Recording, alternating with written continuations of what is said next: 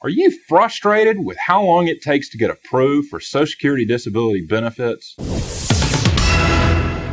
Hi, this is David Henson with HensonFuerst Attorneys in North Carolina. Our Social Security Department meets with prospective clients every day, and one of the most common questions we get asked is, why am I getting denied my Social Security benefits when my doctor says that I can't work?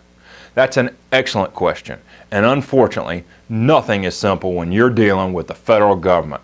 Let me try and help you sort it all out, though, to help you understand a little bit better. The federal government has a complex system to determine whether you meet the federal disability guidelines, something that we, as Social Security lawyers, spend hours a day trying to sort out for clients.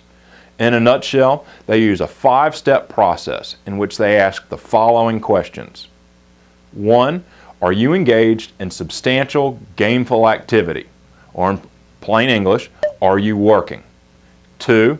Do you have a medically determinable impairment or a combination of impairments that is severe? Well, in plain English, that means, is your medical situation bad enough that you can't perform basic work activities? 3. Do you have a certain medical condition or combination of conditions that the Social Security Administration says entitles you to automatic disability benefits?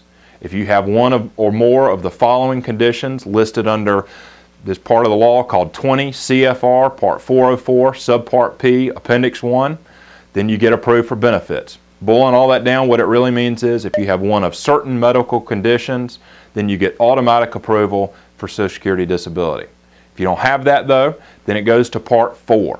And 4 says, do you have the residual functional capacity to perform past relevant work that you've done in the past? Or in other words, in plain English, can you do any of the same kind of work that you had done at some point in the last 15 years? And then 5, can you perform any other work given your residual functional capacity, age, education, and work experience? Or in other words, are there other jobs in the economy that you could be doing instead given your medical condition, age, experience, and education? Now, in a Social Security case, the initial claims examiners at the reconsideration level, and the administrative law judges rely on a number of pieces of information. First and foremost, they look at your medical records. It's critical that your medical records support the particular medical conditions that you are claiming prevent you from being able to work, and that any objective symptoms, physical and mental limitations or restrictions, medications and their side effects, and any testing results are properly documented in your records. When we represent claimants, we often find that these factors are poorly documented in our clients' medical records. One of our roles as your lawyer is to work with you and your doctor to make sure that this information is properly added to your medical records. In addition, Social Security relies heavily on your work history. They focus on the education requirements, necessary skill sets, and physical requirements to perform the jobs that you've done in the past. In addition, they will refer to publications such as the Dictionary of Occupational Titles, what's called the DOT, that outlines job requirements. If your application reaches the level of a hearing, then an administrative law judge, also called an ALJ, will usually ask for testimony from vocational and medical experts.